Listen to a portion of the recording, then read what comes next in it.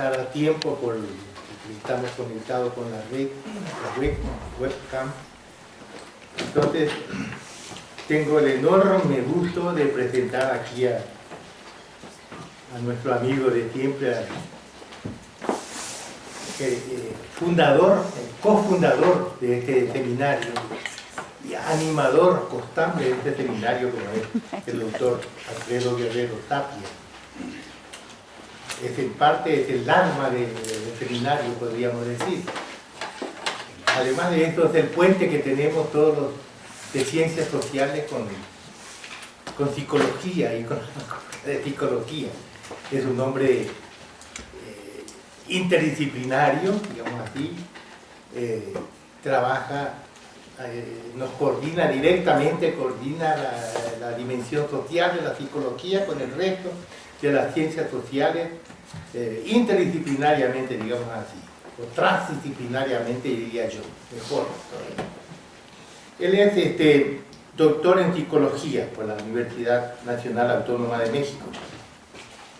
Ha sido profesor de tiempo completo en la Facultad de Psicología desde hace 39 años. Ha hecho ahí docencia, investigación en áreas de procesos básicos de la psicología, psicología educativa, psicología laboral, psicología social. Ha sido profesor invitado en las facultades de psicología de la Universidad Autónoma de Querétaro, la Universidad de Puebla. Fue coordinador del diplomado binacional México-Cuba sobre psicodiagnóstico laboral, impartido en la Universidad de La Habana y la UNAM. Perteneció al Grupo Internacional de Investigación auspiciado por la Maison des Sciences de l'Homme y el Laboratoire de Psicología Social de París. No es cualquier cosa, está en conexión con una de las mejores instituciones de investigación de Francia.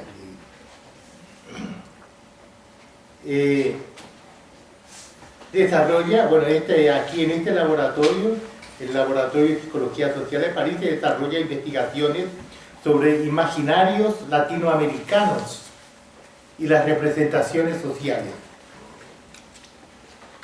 Por supuesto, tiene muchas publicaciones en revistas especializadas de educación y trabajo. Tiene un libro sobre psicología del trabajo. Tiene otro sobre representaciones sociales y cultura. Un libro coordinado juntamente con la doctora Denise Jodelet, que no es cualquiera, es prácticamente la que lidera, es la que sustituye a Moscovici en el liderazgo, digamos así, de la corriente moscoviciana de representaciones sociales. La ha coordinado con ella un libro reciente que se llama Develando la cultura, estudios en representaciones sociales. En fin, tiene muchas publicaciones, pero además de eso ha participado en diversos eventos académicos, fue también, no sé si es todavía, pero fue periodista, era articulista de Excelsior y es miembro de comités editoriales de revistas especializadas en psicología y ciencias sociales. Sobre todo, como ustedes se darán cuenta, nuestra revista electrónica se llama Cultura y Representaciones Sociales. El término representaciones sociales viene de la psicología social y es él el que inspiró el título del seminario. Bueno, tiene experiencia de trabajo también en el sector público, en el área de educación de adultos, la participación ciudadana, el desarrollo social. Fue asesor de la Secretaría de Desarrollo Social en el gobierno del Distrito Federal. Como ustedes ven, es un currículum muy brillante, es un académico muy brillante y para nosotros es un orgullo tenerlo en nuestras filas, colaborando con el conjunto de las ciencias sociales en la actitud abierta y multidisciplinaria.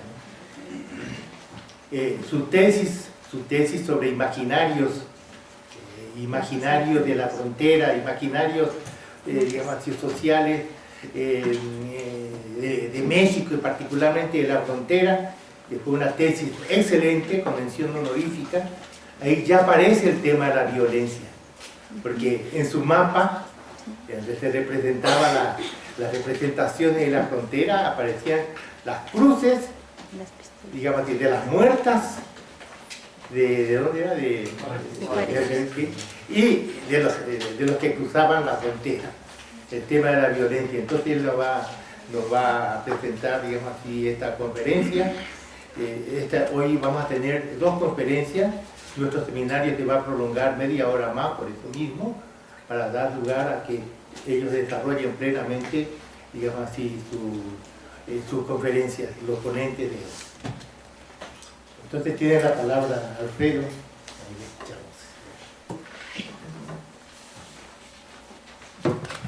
Buenos días, buenos y acuosos días, ¿verdad? Tendremos nosotros, qué bueno que están aquí en esta sesión del seminario.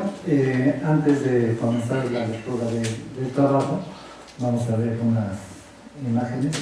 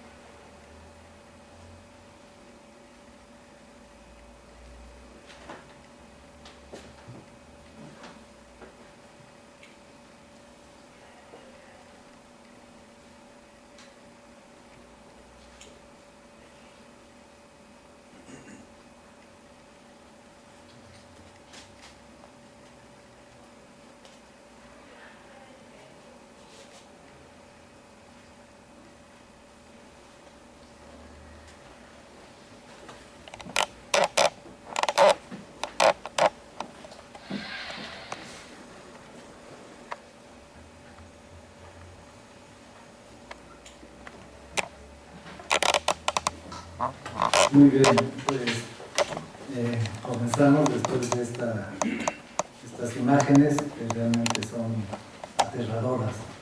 Hasta este momento, en el seminario, hemos escuchado diversas reflexiones y experiencias sobre la violencia en México desde diferentes perspectivas disciplinarias, como ha sido la sociología, la ciencia política, la antropología, la historia, en las que se ha puesto de realce la presencia-ausencia del Estado, los territorios de la violencia en el país, las organizaciones delictivas, los poderes informales, la violencia institucional y del Estado, los cuerpos de seguridad, etc.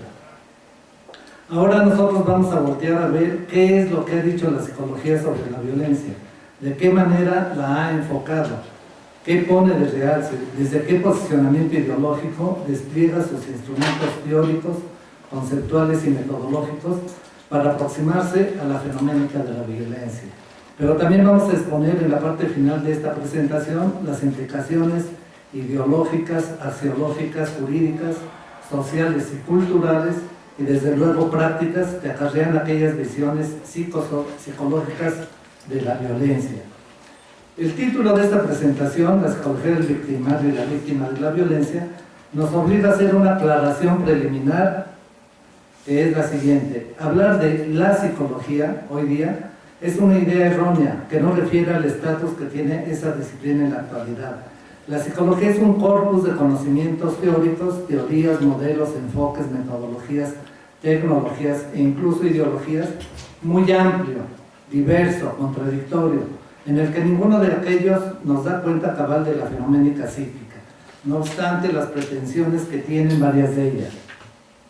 Entonces no hay una sola psicología de la víctima y victimario, sino hay distintos enfoques psicológicos desde los cuales se mira la violencia ejercida por el victimario y recibida por la víctima. Vamos enseguida a hacer un rápido y breve repaso de los principales enfoques psicológicos con los que se ha examinado la violencia. Comencemos señalando que hay una especie de consenso entre estos enfoques psicológicos al reconocer la distinción entre agresividad y violencia, sea en el enfoque de las neurociencias, las ciencias del comportamiento y cognitivas, algunas aproximaciones de la psicología clínica y la psicología social. Todas ellas hacen alusión a esta distinción, reconociendo que la agresividad es una conducta innata que se despliega automáticamente ante determinados estímulos y que asimismo cesa ante la presencia de indicadores muy específicos. Es biología pura. La violencia es agresividad alterada, principalmente por diversos tipos de factores, en particular socioculturales, que le quitan el carácter deliberado y la vuelven una conducta intencional y dañina. Es una cita de San Martín Escudés. Ampliando un poco esta distinción, este autor nos indica: arraigada profundamente en la estructura psicobiológica del organismo y entroncada con la evolución filogenética de la especie, la agresividad representa la capacidad de respuesta del organismo para defenderse de los peligros potenciales procedentes del exterior. Por ello, la agresividad es una respuesta adaptativa que potencia la capacidad de sobrevivir y que forma parte de las estrategias de afrontamiento de que disponen los seres humanos. La violencia, por el contrario, constituye una agresividad descontrolada, que ha perdido su perfil adaptativo y que tiene un carácter destructivo. La violencia, al ser un conjunto de acciones encaminadas a destruir sin sentido, supone una profunda disfunción social. Es decir, lo que define a la violencia es que se trata de una cadena de conductas intencionales que tienden a causar daños a otros seres humanos, sin que se obtenga un beneficio para la supervivencia. Lo característico de la violencia es su gratuidad desde un punto de vista biológico y su intencionalidad desde un punto de vista psicológico. La violencia es agresividad que se carga de valores afectivos, lo que la hace especialmente peligrosa. La emoción, los sentimientos, la inteligencia y la voluntad se ponen al servicio de la violencia. En este proceso de transformación de la agresividad en violencia hay una perversión de los valores, en la medida en que estos quedan contaminados por intereses espurios para el ser humano y para la sociedad. Estas distinciones entre agresividad y violencia las vamos a encontrar, repetimos, en la mayoría de los enfoques psicológicos, incluyendo los de la psicología social. Aquí resaltamos dos conceptos que son centrales y que vamos a examinar más adelante. Por un lado, la intencionalidad y por otro lado, la perversión. La violencia desde la psicofisiología, es decir, desde las neurociencias. Para todos aquellos científicos, profesionales y simpatizantes de la psicología, la psiquiatría, la medicina, la biología, que piensan que la residencia del actual humano y todas sus expresiones subjetivas psicológicas, como los sentimientos, las emociones, las afectividades, las cogniciones, etc., es el cerebro. Ellos tratan de encontrar las regiones cerebrales productoras de la agresión y violencia. Nos dicen, ¿cuándo se convierte la agresión en violencia? ¿Cómo se desarrollan las personalidades psicópatas? ¿Existen regiones específicas en el cerebro que causan este trastorno de la personalidad? ¿Cómo se construye el razonamiento moral? ¿Qué mecanismos dominan la mente de los asesinos? La evolución de las neurociencias nos ha permitido sondear y desvelar algunos de los más oscuros misterios de la mente humana. Esta es una cita de la doctora Fedia Ostrowski en el libro Mentes asesinas, la violencia en tu cerebro. A lo que agrega, en los últimos 20 años de investigación nos ha permitido entender las distintas maneras en que se modulan los conceptos de bien y mal. Varios experimentos han mostrado cómo las características físicas del cerebro y los estímulos afectivos que tenemos en la infancia tienen una importante influencia sobre el pensamiento, las emociones y los conceptos de moralidad. Los estudios practicados señalan que en muchas psicópatas y multihomicidas, existen variaciones genéticas que generan alteraciones en las concentraciones de los neurotransmisores y o modificaciones en diversas estructuras cerebrales que son congénitas y que predisponen a los individuos a tener conductas violentas. Otras investigaciones han revelado cómo una infancia carente de afectividad transforma negativamente la concepción que tenemos del mundo. Nace así la interrogante: ¿son estas personas libres para escoger entre el bien y el mal, o son esclavos de su condición biológica y de las circunstancias? Y otro más dramático aún: ¿podemos las personas, entre comillas, normales, llegar a presentar este tipo de conductas irracionales? Continúa la cita de esta autora. Como se puede apreciar, las neurociencias andan buscando el sustrato de la agresión y violencia en las estructuras del cerebro y su fisiología, entre la cual se encuentra por una parte las emociones y por otra la racionalidad. Por ello identifican al cerebro emocional y el cerebro racional. El cerebro emocional está formado por estructuras que se desarrollan muy temprano en la evolución. Es por ello que las emociones son más primitivas que nuestras habilidades cognitivas, como nuestra capacidad de planear, de analizar y resolver problemas, las cuales se hallan en las áreas ejecutivas del cerebro. Estos centros estructurales del cerebro están localizados en los lóbulos frontales y evolucionaron durante la última etapa de la historia de nuestra especie. Por lo mismo, son los últimos en madurar en el desarrollo individual y social.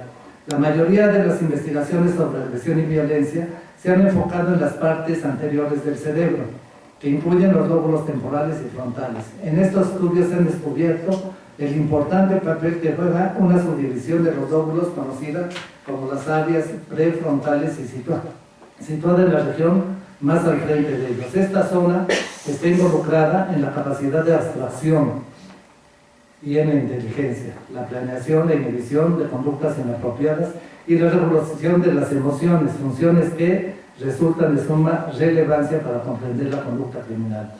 Las relaciones entre el cerebro emocional y racional son el parámetro con el que se visualiza la conducta criminal. A partir del uso de las técnicas de neuroimagen se ha podido detectar que existen asesinos que cometen sus crímenes literalmente a sangre fría. Esto es, despachan a la víctima experimentando poca o ninguna emoción. Este tipo de individuos contrasta con los asesinos apasionados y que podemos llamar a sangre caliente, que aniquilan a su víctima en un momento de emoción descontrolada. La pregunta aquí es si el asesino depredador posee un funcionamiento cerebral más regulado y controlado frente al asesino afectivo, que mata en el momento de pasión, de regulación y control cerebral. La regulación y control de los impulsos cerebrales para inhibir y evitar las conductas agresivas y violentas nos recuerdan las atroces experiencias de lobotomía practicada en los Estados Unidos desde los años 30 hasta la década de los 50, lapso en el que se lobotomizaron entre 45.000 y 50.000 pacientes. Esta técnica fue instaurada por el premio Nobel, ahí está, Edgar Egas Moniz. Afortunadamente, le dieron el premio Nobel en 1949. Afortunadamente, la era de la lobotomía ahora se observa generalmente como episodio bárbaro en la historia psiquiátrica. La última lobotomía legal se practicó en 1967. Pero, es importante decirlo aquí, ya no se practica la lobotomía. Ahora se ha sustituido por el uso de fármacos. La violencia desde las ciencias cognitivas. Desde la perspectiva de la cognición humana, quienes actúan con violencia son personas que sufren distorsiones en su cognición o ésta se encuentra pobremente integrada. Los multihomicidas poseen un sistema cognitivo que les permite filtrar la realidad para validar su deseo de dañar. Es común que los pensamientos de autoexculpación y justificación les permitan vulnerar las reglas sociales y eliminar todo resquicio de culpa o ansiedad. Existe una contradicción entre la conciencia cognitiva de ilegalidad de su conducta y el significado emocional de la misma. En varios casos que se estudiaron allí en la Facultad de Psicología y por psiconeurólogos aquí en México, los casos de Juana Barraza, la Mataviejitas de Diego Santoy, el caníbal de la Guerrero, el Pontis, el niño Acicalvi y otros, se ha observado que el sistema cognitivo de ellos les permite filtrar la realidad para validar su deseo de dañar. Es común que los pensamientos de autoexculpación y justificación les permitan vulnerar las reglas sociales y eliminar todo resquicio de culpa o de ansiedad. Entonces ellos existe una contradicción entre la conciencia cognitiva de ilegalidad de su conducta y el significado emocional de la misma. Todos son conscientes de que hay reglas sociales y legales que prohíben lo que están haciendo, pero al mismo tiempo están convencidos de que sus acciones están de alguna manera justificadas y que ellos en realidad son víctimas y no victimarios.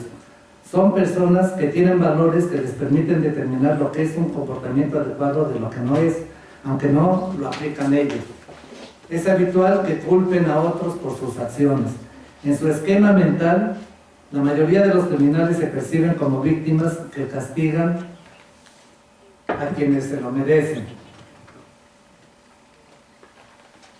La violencia vista por las ciencias del comportamiento. Para estos enfoques del comportamiento, la violencia es un tipo de conducta aprendida. La violencia es una conducta agresiva que tiene la intención de causar daño físico o psicológico y está aprendida en la historia del individuo. Vamos a ver aquí un video de un experimento clásico. A comienzos de la década de 1960, el psicólogo Albert Bandura realizó un experimento clásico sobre aprendizaje y agresión. Un grupo de niños en edad preescolar veía una película en la que un adulto golpeaba a una muñeca de plástico con un mazo, la tiraba al aire, la pateaba y la bofeteaba. Después se dejó a cada niño jugando solo en una habitación con juguetes entre los que estaba la muñeca. Como muestran las imágenes, muchos de los pequeños que habían visto la película imitaron el comportamiento del adulto e incluso idearon modos nuevos de golpear a la muñeca. Los que no habían visto la película no mostraron ninguna de las conductas agresivas del adulto. El experimento demuestra que los niños aprenden conductas agresivas por la pura observación. Bueno, es un experimento clásico, quienes se ubican en este enfoque. Efectivamente, el aprendizaje por imitación en este experimento dio lugar a mucha investigación que corrobora eso, ¿verdad? Ahí podemos desprender algunas de las explicaciones de la influencia de los medios, por ejemplo. Bueno, Enrique Echeburúa de la Universidad del País Vasco, España, en su trabajo Las raíces psicológicas de la violencia nos dice: el aprendizaje observacional en casa, a través de la televisión, el cine, etc., desempeña un papel importante en la adquisición de conductas violentas. En este sentido, los modelos violentos predominantes son masculinos y facilitan por ello el aprendizaje de la violencia en los varones. En cambio, son muy pocos los modelos femeninos violentos, tanto en la televisión, series como Los Ángeles de Charlie o Mujeres Policía, que son una excepción, como en el hogar.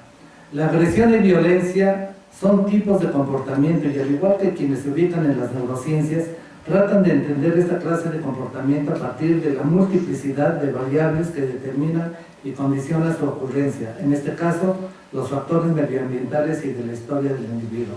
Nos dicen, si bien no hay raíces comunes en todas las personas violentas, los daños cerebrales, los trastornos mentales y las alteraciones del aprendizaje, junto con la desorganización familiar y el tipo de amigos, puede interferir negativamente en la capacidad de autocontrol y favorecer las conductas violentas. La aplicación sistemática del castigo, sobre todo del castigo físico o del abuso sexual, genera en el niño la aparición de conductas violentas y la utilización por él mismo de la violencia como una forma de control de la conducta de los demás. Los jóvenes violentos han aprendido de los padres una estrategia de solución de problemas basada en el recurso de la violencia y han aprendido a volverse emocionalmente insensibles a estos horrores. Sin embargo, reconocen esta aproximación que no es fácil predecir cuándo va a ocurrir una conducta violenta. Una vez que ha surgido el primer episodio de violencia, la probabilidad de nuevos episodios y por motivos cada vez más insignificantes es mucho mayor. Es decir, lo que mejor predice la violencia futura es haber desarrollado conductas violentas anteriores. Y más que los antecedentes de la infancia remota, uno de los mejores predictores es la conducta pasada en situaciones parecidas. Quienes se ubican desde esta perspectiva del comportamiento nos hablan de factores de riesgo y consideran como los más significativos: uno, la dependencia emocional intensa de la víctima. Si no te tengo a ti, no tengo nada. Con tendencia a acapararla y aislarla del círculo familiar y de amigos. B, la firme creencia que la víctima es la culpable de la pérdida de expectativas de futuro del agresor. C, el abuso del alcohol y drogas. D, la esquizofrenia paranoide si no hay control farmacológico. Cuando hay depresión, amenazas de muerte o suicidio. F, uso de violencia en otros contextos como bares, antros, etc. Conductas de acoso, estado de ánimo deprimido y el movimiento del agresor, impulsividad descontrolada. En suma, agresión y violencia son comportamientos aprendidos determinados por un conjunto de factores medioambientales en el presente e historia del individuo, y lo que se busca es poder identificar y manipular estos determinantes para controlar esta clase de conductas.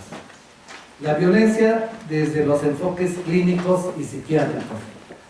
Este enfoque de la psicología es el que más desarrollos ha tenido con relación a la violencia.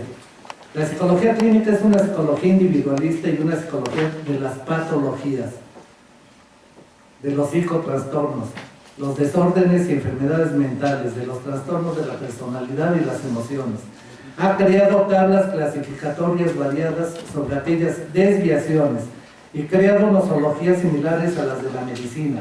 El denominado modelo médico, que es un modelo biologicista y mecanicista, en el que los agentes patógenos crean los desequilibrios orgánicos y la salud es la recuperación de ese equilibrio, de ese funcionamiento normal del órgano, el sistema o el cuerpo.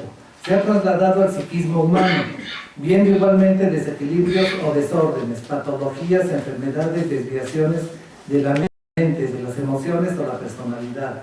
Opera igual que lo hace la medicina, primero con un psicodiagnóstico y luego con algún tipo de psicoterapia.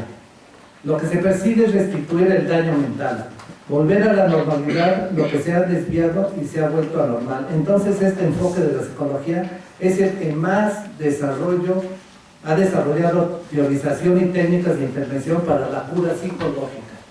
Y en consecuencia es la que más se ha acudido para entender y tratar con las personalidades violentas, con los sujetos agresores, pero también con quienes han sido víctimas de la violencia. Desde luego que se ha generado una fuerte y profunda crítica a estas aproximaciones de la psicología clínica, las cuales poca medida han tenido en la institucionalidad de las prácticas sociales de atención psicológica, sean las instituciones hospitalarias de reclusión, rehabilitación o en la práctica privada, y también en la institución académica, formadora de los psicólogos clínicos. Se continúa reproduciendo, y ahora con mayor fuerza, esta visión de la psicología. De hecho, en la mayoría de las instituciones educativas formadores de profesionales de la psicología, la disciplina psicológica se encuentra dentro del área de ciencias de la salud, y dentro de sus currículas se reproduce y recrea el modelo médico, y la mayoría de los estudiantes se inclinan por esta área. Así, la psicología clínica está emparentada con la psiquiatría, la cual opera como una medicina del psiquismo humano. Psicólogos y psiquiatras que elaboran el campo jurídico lo hacen manteniendo su nosología psicológica para víctimas y victimarios. Su uso es profundamente cuestionable, pero es el admitido y empleado de manera generalizada en los juzgados y litigios, en las sentencias y también en las prácticas rehabilitadoras dentro de los centros de reclusión. Hay en nuestros días una literatura considerable y seria sobre el uso de la psicología clínica y la psiquiatría con los prisioneros de guerra, la tortura, los recluidos en cárceles y en manicomios y centros de rehabilitación psicológica. En la intrigante e impactante colección que publica la editorial Random House Mondadori, junto con la editorial Grijalvo y la revista Proceso, que lleva como título Crimen Organizado, extraemos informaciones para sustentar lo que aquí exponemos. En el libro de Humberto Pardier, Jauría, la verdadera historia del secuestro en México, nos dice: el secuestrador asesino, ¿qué lo anima? ¿Cuál es la diferencia entre una persona que sale de su casa, toma el transporte público y cumple su jornada laboral, idéntica todos los días durante 30 años hasta su jubilación, y otra que sale, acecha, levanta, tortura, mutila, negocia, asesina, se deshace de un cuerpo y cobra un rescate? Parte de la respuesta está en su origen y existen 3 ambientes óptimos para la creación de una banda del crimen organizado: la familia, la policía y la prisión.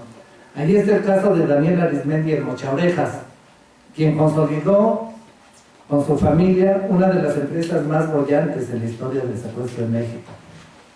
En los 14 casos que separan un asunto del otro, Arizmendi amputó las orejas de sus víctimas con unas tijeras para descuartizar pollos. Veamos de qué manera la psiquiatría caracterizó a este individuo, nos dice Padre. En 1988, cuando las policías mexicanas no encontraban el modo de detener a Arizmendi, la PGR buscó saber quién era el mochaorejas. Encontraron al mejor psiquiatra relacionado con el tema del secuestro en Francia, Michel Marie. Era en ese tiempo el jefe de negociación del grupo antisecuestros de la policía francesa. Le enviaron la información existente, incluidos los datos proporcionados por la esposa e hijos de Arizmendi tras su detención. Escribió Marie: es una hábil mezcla de varios signos patológicos. Se trata de un perverso narcisista con tendencia paranoica, lo que da un tipo de psicópata sociópata. No está loco, tiene perfecta conciencia de lo que hace, del bien y del mal, y justamente eso lo hace perverso. Hace el mal, sabe que está haciéndolo y le gusta. Obtiene mucho placer en cortar orejas. Pequeño paréntesis, hay dentro de la película de Quentin Tarantino, Perros de Reserva, un magnífico psicópata que en presencia de su rehén, atado sobre una silla, toma gran placer en cortarle la oreja. Regresemos a nuestro perverso narcisista. Las principales características de estas personalidades son sentimiento de grandeza, egocentrismo extremo, ausencia notable de interés y empatía por los otros. Aunque estén ansiosos por obtener admiración y aprobación, sienten una envidia muy intensa por lo que parecen tener las cosas que no tienen ellos mismos y que simplemente parecen tener placer en su vida. No solamente carecen de profundidad afectiva y no llegan a entender las emociones complejas de los otros, sino que sus propios sentimientos no son modulados y tienen rápidas llamaradas seguidas de dispersión. Ignoran particularmente los sentimientos de tristeza y duelo. Esta incapacidad de resentir reacciones depresivas es una característica fundamental de su personalidad. Cuando se les abandona o decepciona, pueden parecer deprimidos, pero bajo un atento examen se trata de ira o resentimiento con deseos de venganza. La literatura hace del perverso narcisista un retrato bastante caricaturesco al describirlo como un individuo despectivo, seductor. Es verdad, sin duda, pero la realidad es mucho más sutil y es lo que hace peligroso el ataque del perverso. No lo vemos venir. En síntesis, nuestro individuo tiene una alta opinión de sí mismo, pero sobre todo una inmensa necesidad de reconocimiento. Se cree muy inteligente y manipulador. Aquí tenemos en toda su amplitud la forma como el psiquiatra y el psicólogo clínico y criminalista caracterizan la personalidad violenta y delictiva. Sin duda que estos individuos poseen estos rasgos, pero también estamos seguros que no nacieron con ellos, que no los heredaron, que no son parte de su dotación genética, ni que tienen una disfuncionalidad cerebral, y tampoco los podemos reducir a un simple aprendizaje. La perversión se ha analizado por diversos tipos de pensadores que no son psiquiatras ni psicólogos. Resaltamos aquí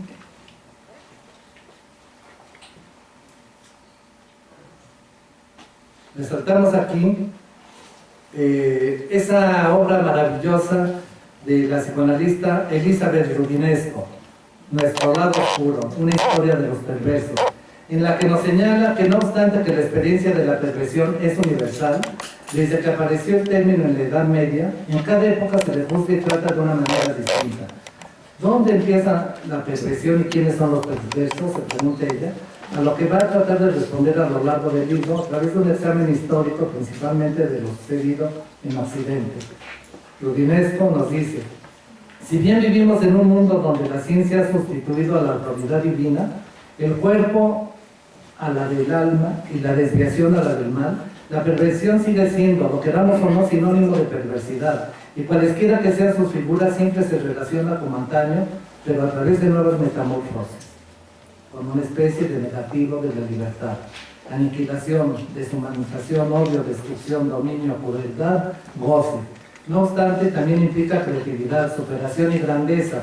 En este sentido, puede entenderse como el acceso a la libertad más elevada, puesto que autoriza a quien la encarna a ser simultáneamente verdugo y víctima, amo y esclavo, bárbaro y civilizado. La fascinación que ejerce sobre nosotros la perversión tiene que ver precisamente con el hecho de que puede ser tanto sublime como abyecta.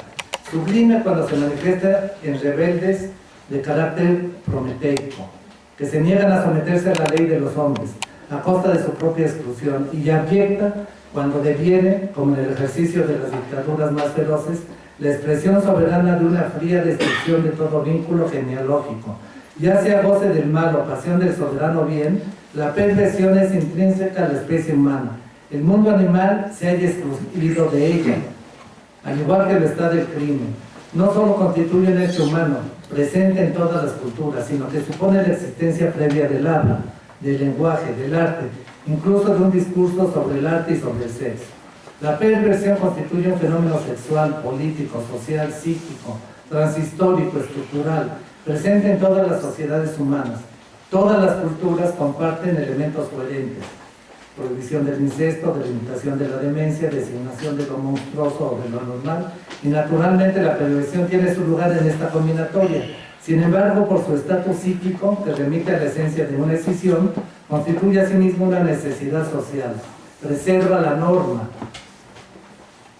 sin dejar de asegurar a la especie humana la permanencia de sus placeres y de sus transgresiones. ¿Qué haríamos si ya no se fuese posible designar como chivos expiatorios, es decir, perversos, a aquellos que aceptan traducir mediante sus extraños actos las tendencias inconfesables que nos habitan y que reprimimos? Hasta aquí la cita de Rudinesco. Coincidimos con Rudinesco. La violencia que vivimos ahora en México, que se ha propagado a lo largo y ancho del territorio, no es la violencia revolucionaria de 1910-1917, ni la de 1810. Es una violencia que se nutre de la perversidad abyecta que ha erupcionado desde lo más profundo de los procesos de degradación del Estado y de sus instituciones, y se ha propagado por todos los poros de la sociedad hasta los fragmentos más pequeños de la vida cotidiana, invadiendo incluso los espacios más recónditos de la intimidad. A esto volveremos al final de la conferencia. Bueno, ahora vemos la violencia desde la psicología social. La psicología social distingue entre agresión y violencia, como veíamos que esto es un elemento común en todos los enfoques psicológicos. Me voy a saltar estas caracterizaciones que hace de la agresión y violencia, son similares a las que vimos en un principio de la conferencia. Para estas orientaciones de la psicología social, identificadas como psicosociología, la violencia se estudia en la dimensión de la percepción y representación que tienen los grupos y la sociedad sobre ella. Es decir, se han enfocado a estudiar el significado que tiene para los grupos dentro de la sociedad los fenómenos de la violencia y la agresión. Son relativamente pocos estudios realizados sobre las representaciones sociales de la violencia. Lo que se destaca de aquellos estudios es que han identificado un proceso regulatorio de los significados de la violencia, que se concretan en tres vertientes de anclaje: la exaltación al armamentismo y la impunidad, las calles o la inseguridad y lo aprendido en el tipo de vida familiar. La percepción de la violencia está imbricada en la depauperación de la vida grupal, la costumbre de maltratar a los hijos, vivir con el hábito de la agresión intrafamiliar, en la exaltación simbólica de la misma por cualquier mediación comunicacional. En una investigación que realicé junto con la profesora Lucía Martínez, con más de 200 habitantes de la Ciudad de México, hombres y mujeres, y 3 grupos de edad, sobre la representación social que se tenía de la agresión y la paz, 2 conceptos que investigamos, encontramos por una parte que hay una amplia polisemia asociada a ambos conceptos, lo que nos indica que dichas representaciones están moviéndose sin expresar una estructura nocional sólida. Y por otro lado, lo más importante, que mientras en la noción de agresión se identifica un sujeto productor de la misma, es decir, un victimario, en la noción de paz no se identifica a ningún sujeto productor de la misma. Es decir, mientras la agresión es producida, la paz no es producida, no es construida, es una relación con los otros. La implicación de ella es profunda y grave.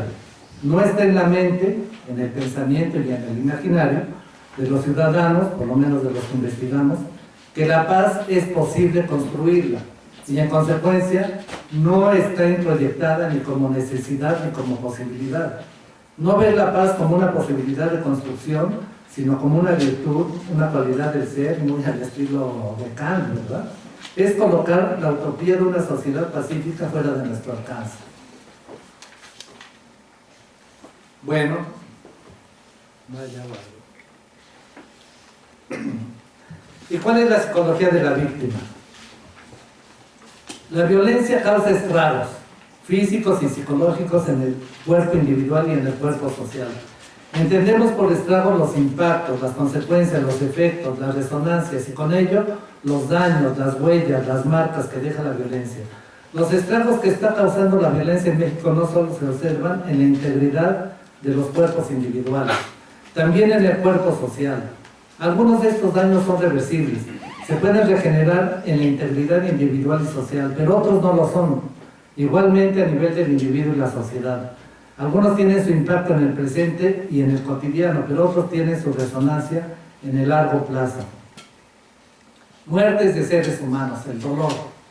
Ya se ha consignado en otras ponencias, aquí en el seminario, que el número de víctimas mortales producidas desde que en 2007 el expresidente Felipe Calderón declaró la guerra contra el narcotráfico, ha habido alrededor de 100,000 muertos. Son muertes de seres humanos, entre delincuentes y no delincuentes.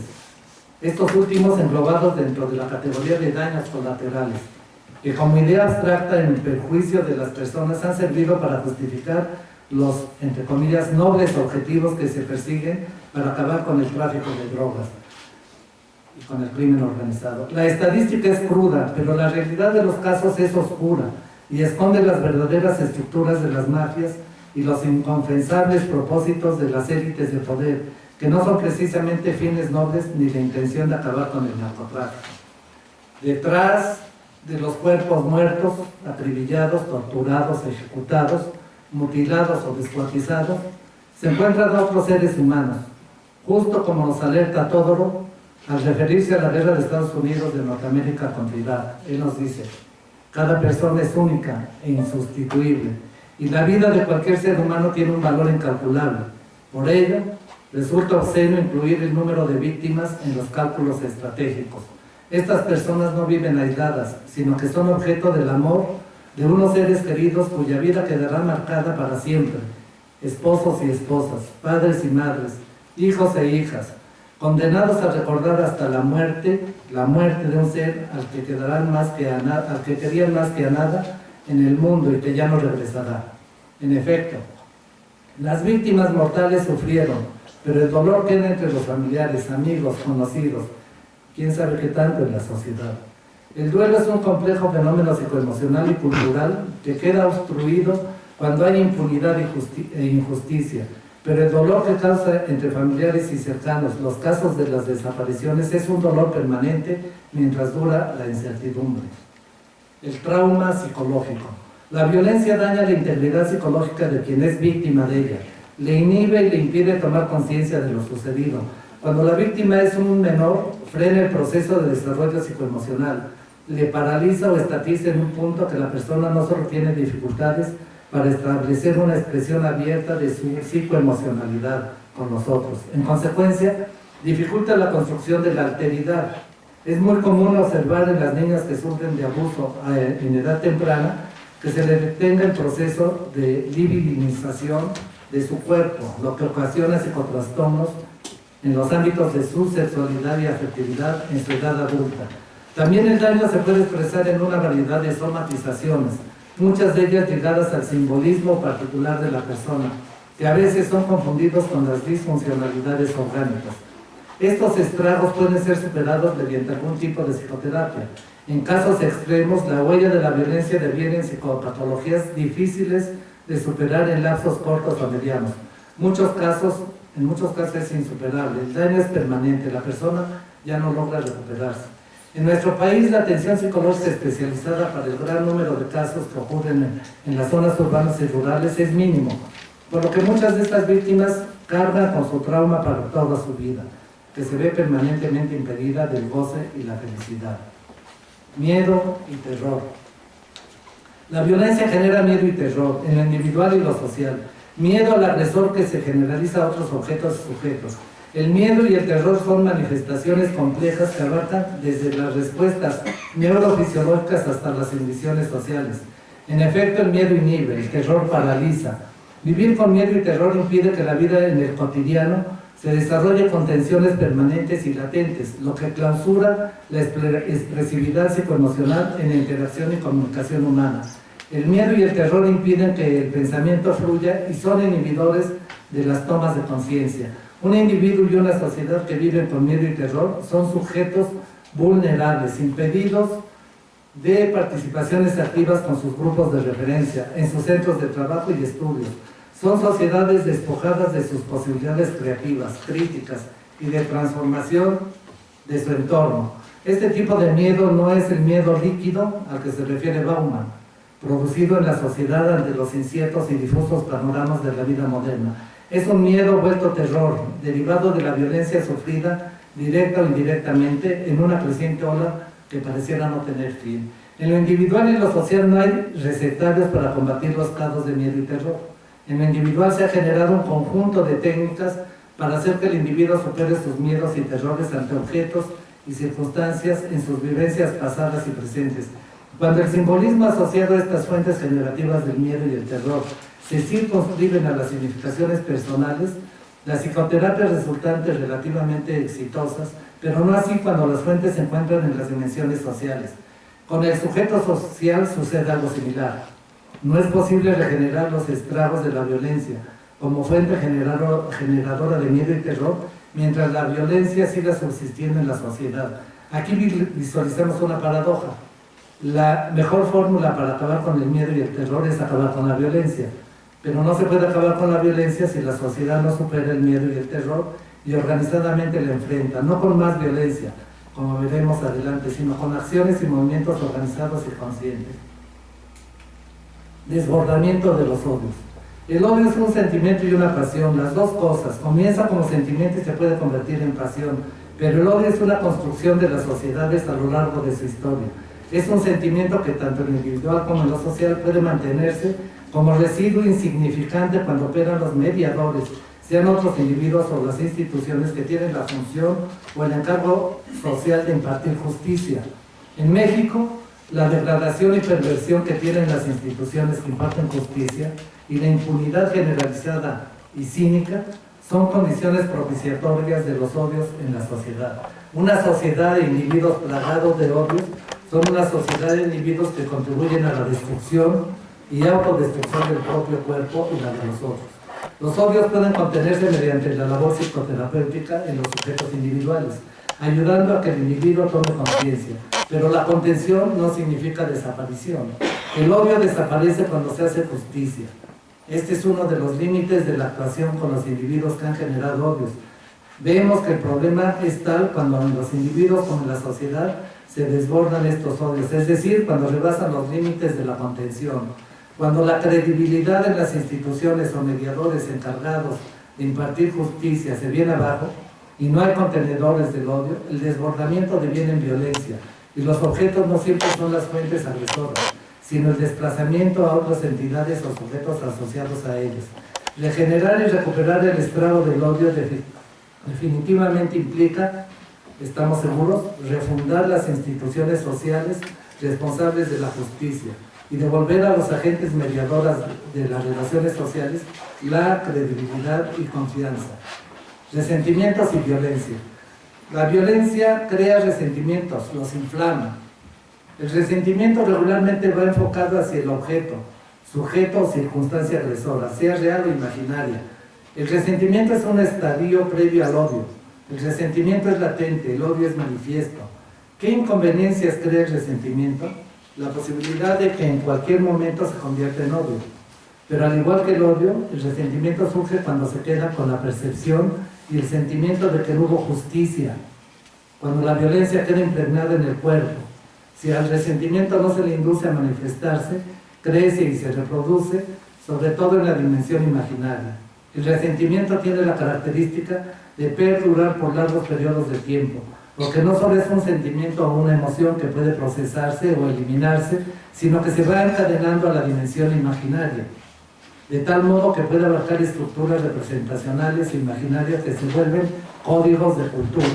Ciertamente, resarcir el estrago, el resentimiento generado por la violencia exige trabajar en el ámbito de la cultura,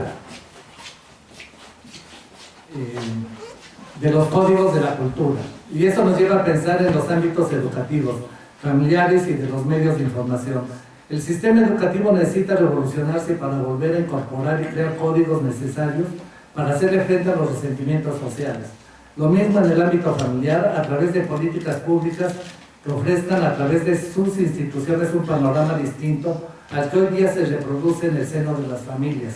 Los medios de información, radio, televisión y prensa necesitan ser reformados porque en lugar de transmitir códigos culturales que den nuevos significados a las relaciones interpersonales dentro de la familia y en la sociedad, se dedican hoy día a fomentar informaciones que promueven los resentimientos individuales y sociales.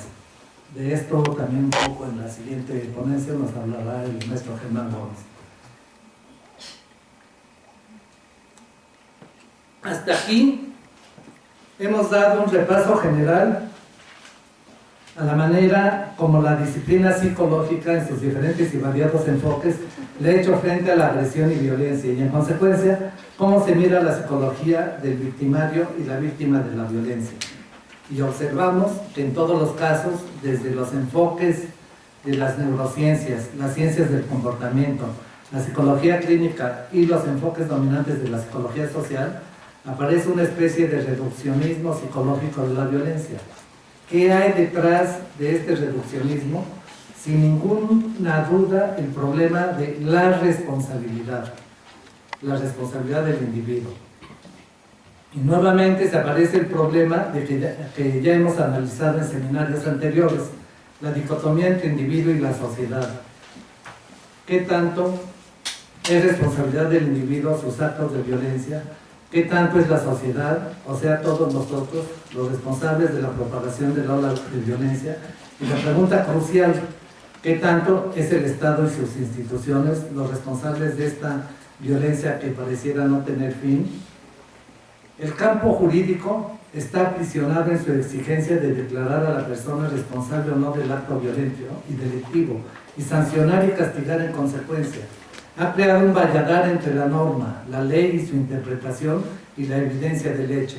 Pero mucho se ha apoyado en la psicología para tratar de entender los motivos y causas que inducen y conducen a las personas a cometer el acto violento y delictivo. Hoy día, dentro de la crisis que vive nuestro Poder Judicial, algunas voces de los distintos tratos de su estructura claman por despojarse de las trampas y los laberintos sin salida que les proveen los discursos y miradas psiquiátricas y psicológicas. Reclaman perspectivas menos psicologizantes.